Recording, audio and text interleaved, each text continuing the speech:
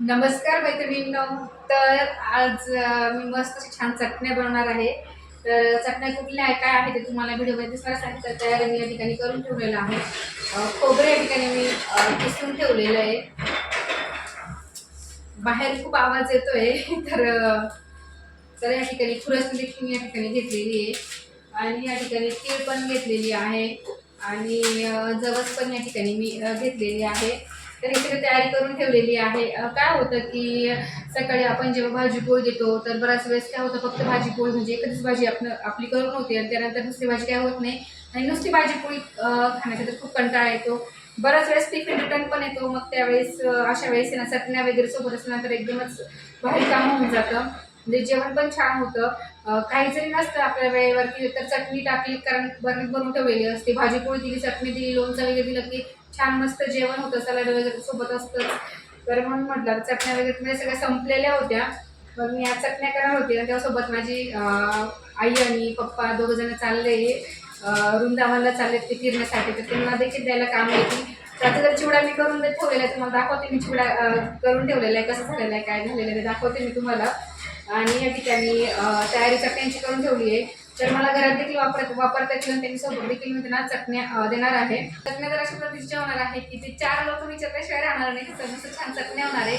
मी आता कशी चटणी करते, काय चटणी, त्यामध्ये काय वापरते, तर हे सगळं तुम्हाला व्हिडिओमध्ये दिसणार आहे. तर व्हिडिओ कंटिन्यू करा शेवटपर्यंत नक्की बघा. आणि घरात तर सगळं आवरून झालेलं आहे. झाडू, फरशी, स्वयंपाक पण झालेला आहे. भांडे पण सगळे या ठिकाणी बघू शकता, काहीच भांडे नाही, सगळे भांडे देखील घासून झालेले आहेत. कपडे धुवून सुकत घातलेले आहेत. फर्निचर क्लीन सगळं घरातलं आवरलेलं आहे.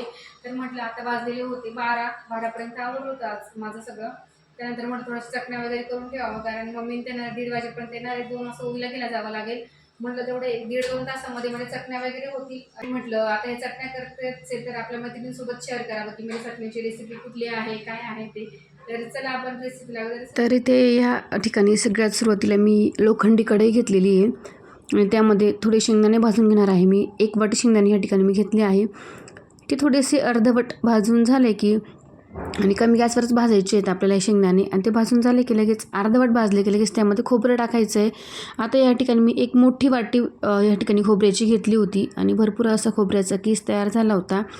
भरपूर चटणी झाली होती एका खोबऱ्याच्या वाटीपासून. थोडंसं लसूण देखील टाकलेलं आहे आणि छान मस्त हे सगळं खरपूस भाजून घेतलेलं आहे. तर आणि थोडेसे तीळ देखील टाकले आहे. 2 चमचे तीळ या ठिकाणी मी घेतले होते. आणि खोबऱ्याची चटणी आहे ना अगदी छान अप्रतिम झाली होती. आणि मध्यम गॅसवरती मी ह्याला छान असं भाजून घेतलं आणि भाजून झाल्यानंतर एका ताटामध्ये थंड करायला याला ठेवलं होतं. मी गरम दळून नाही घेतलं, म्हणजे बारीक नाही केली ती. तर ती थोडीशी थंड झाली की मग मी मिक्सरमधून याला काढून घेणार आहे. बाकीचे जिन्नस अजून टाकायचे बाकी आहेत ते नंतर टाकेल. यानंतर दुसरी चटणी आहे खुरसणीची चटणी. तर अगदी साध्या सोप्या पद्धतीने मी चटण्या करणार आहे आणि चव तर अगदी अप्रतिम होते. खूप काही जर टाकलं ना आपण त्याच्यामध्ये तर जी ओरिजिनल चव आहे ना ती चटण्यांची लागत नाही. आणि पूर्वी परंपरागत या चटण्या अशाच पद्धतीने करत आलेल्या आहेत. त्यामुळे मग मी पण त्याच पद्धतीने करते. खुरसणी या ठिकाणी मध्यम गॅसवरती मी छान थोडासा कलर बदलेपर्यंत छान भाजून घेतलं. आणि काही नाही करायचं, फक्त मध्यम गॅसवरती खुरसणी जी आहे थोडासा कलर बदलेपर्यंत, थोडंसं तडतड आवाज येईपर्यंत छान भाजून घ्यायची.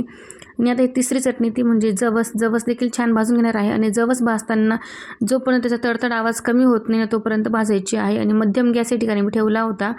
आणि असं या ठिकाणी तुम्ही बघू शकता, जवळून तुम्हाला दाखवते थोडंसं तडतड उडता येते.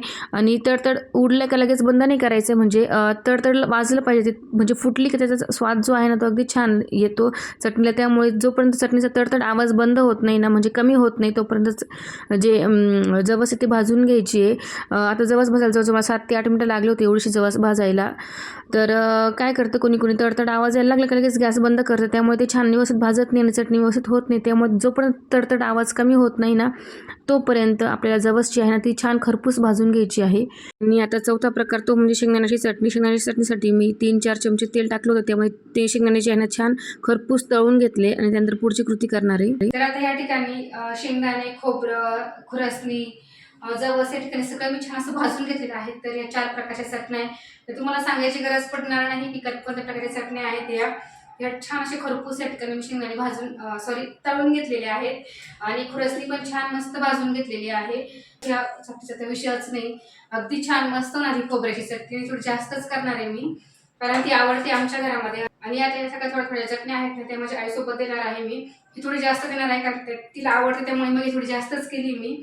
खुरासणीची पण देणार मी. शेंगदाण्याची त्यांची ही चटणी आहे ना, ती त्यांच्यासाठीच केलेली, ती काही ठेवणार नाही. आणि ही जवसची जी चटणी आहे ना, तर ती देखील या ठिकाणी जवस भाजून घेतलेली आहे. आता ह्याची चटणी देखील मी करून घेणार आहे. आता ह्यामध्ये ना मी लसूण टाकून घेणार आहे. लसूण टाकून झालेला नाही आहे. ह्यात खोबऱ्यामध्ये लसूण टाकलेलं आहे, परत यात अजून लसूण टाकलेलं होतं. मग मी आता हे लसूण टाकून घेणार आहे. थोडा जवसमध्ये थोडंसं खुरसणीमध्ये थोडासा शेंगदाण्यामध्ये देखील लसूण टाकायचं आहे. तर हा लसूण थोडासा कमी पडला आहे, तर थोडासा मी अजून थोडासा सोलून घेते आणि सोलल्यानंतर ना पुन्हा मग यामध्ये टाकून घेते. तर ही थोडीशी खूप गरम आहे अजून, तर हे थंड होईपर्यंत लसूण सोलून येईल. आणि हे बाकीचं तर थंड झालेलं आहे कारण बराच वेळ झाला आहे. तर हे अगोदर मी मिक्सरला बारीक करून घेते, नंतर मग याचं बघेल मी, कारण याला थंड व्हायला बराच वेळ लागेल, तोपर्यंत बाकीचं पण होऊन जाईल माझं. आणि या ठिकाणी तुम्हाला चिवडा दाखवते की कसा झालेला आहे ते, कारण अगदी मस्त छान टेस्टी चिवडा झालेला होता. मम्मीने त्यांना मी केलेला होता. आणि तर थोडंसं ह्या साईडला आरसा आणि ह्या साईडला खिडकी, त्यामुळे थोडंसं त्रास होत असेल व्हिडिओमध्ये बघायला. तर चला ह्या ठिकाणी मी जे चिवडा आहे तुम्हाला दाखवते. ते या ठिकाणी बघू शकता अगदी खमंग असा चिवडा ह्या ठिकाणी तयार झालेला आहे. मुरमुरे आणि पोहे त्याचा मी मिक्स असा चिवडा ह्या ठिकाणी बनवलेला आहे.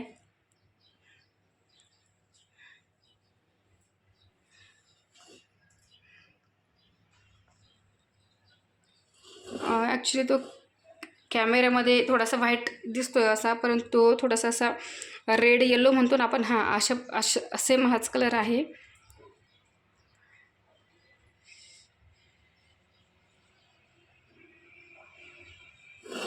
आता यानंतर मग मी ह्या सगळ्या ज्या चटण्या आहे ना त्या मिक्सरला बारीक करून घेणार आहे.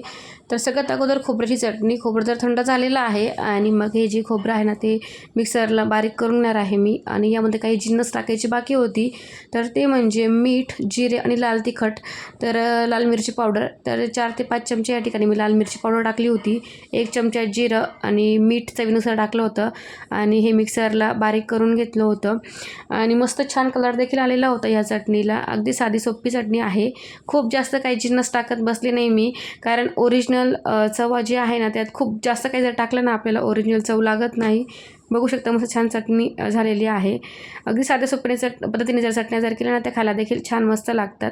तर या ठिकाणी मी जवस जे आहे ते देखील बारीक करून घेते. जवसच्या चटणीमध्ये देखील मी थोडीसं लसूण, लाल तिखट आणि मीठ टाकणार आहे आणि थोडेसे जिरे टाकणार आहे आणि छान मस्त हे बारीक करून या ठिकाणी मी घेतलेलं आहे. आणि त्यानंतर करणार आहे खुरशीची चटणी. खुरशीची चटणी देखील याच पद्धतीने मी करून घेणार आहे. खुरसणीची चटणीमध्ये मी थोडंसं जिरे नाही टाकलेले, फक्त लाल तिखट टाकलेलं आहे आणि मीठ टाकलेलं आहे, बारीक करून घेतलेलं आहे. अगदी साधी सोपी पद्धत आहे. खुरसणी भाजून घेतली, त्यामध्ये थोडासा लसूण टाकला, लाल तिखट आणि थोडंसं मीठ टाकलं आणि छान मस्त मिक्सरला बारीक करून घेतलं आणि हाताने व्यवस्थित एकजीव करून घेतली. आणि ही चटणी जी आहे ना ती अगदी खूप छान लागते आणि ही अशाच पद्धतीने करायची. यामध्ये बाकी काही जर टाकत बसलं ना तर जी आपण म्हणतो ना की आजीच्या हातची चव जी आहे ना ती लागत नाही. अशाच पद्धतीने केली ना तर अगदी छान मस्त लागते. आणि शेवटच्या चटणीचा प्रकार तो म्हणजे शेंगदाणे. तर शेंगदाण्यामध्ये थोडासा लसूण मी टाकून घेतला होता, लाल तिखट टाकलं, जिरे टाकले आणि मीठ टाकलं आणि छान मस्त याला मी बारीक करून घेणार आहे. तर याला थोडंसं जाडच ठेवायचं. जाडसर असली की चटणी चवीला खूप मस्त लागते. तर सर्व चटण्या झालेल्या आहेत, तुम्ही बघू शकता.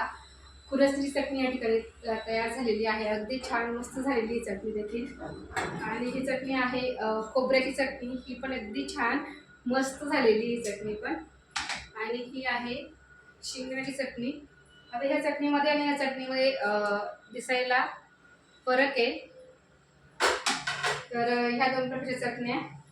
त्यानंतर ही जवसाची चटणी आहे ही. तर ह्या 4 प्रकारच्या ज्या चटण्या आहेत त्या म्हणजे करून झालेल्या आहेत. तर तुम्हाला जाऊन दाखवते की चटण्या कशा झालेल्या आहेत त्या. तर माझी आई आणि पप्पा दोघंजणं चालले आहेत वृंदावनला. तर त्यांच्यासोबत शिदोरी म्हणून मी या चटण्या केलेल्या आहेत. तर यातल्या काही चटण्या मी मला ठेवणार आहे मिस्टरांच्या टिफिनसाठी आणि काही चटण्या त्यांच्यासोबत देणार आहे. तर काय असतं, स्वतःची शिदोरी बाहेर गेल्यानंतर असले कधीही बरी असते. तर या ठिकाणी पसारा बघू शकता. 4 चटण्या केल्या, परंतु पसारा भरपूर असा झालेला आहे. लसूण देखील मी खाली सोलला होता, तर तो देखील तसाच त्याची साल पडलेली आहे.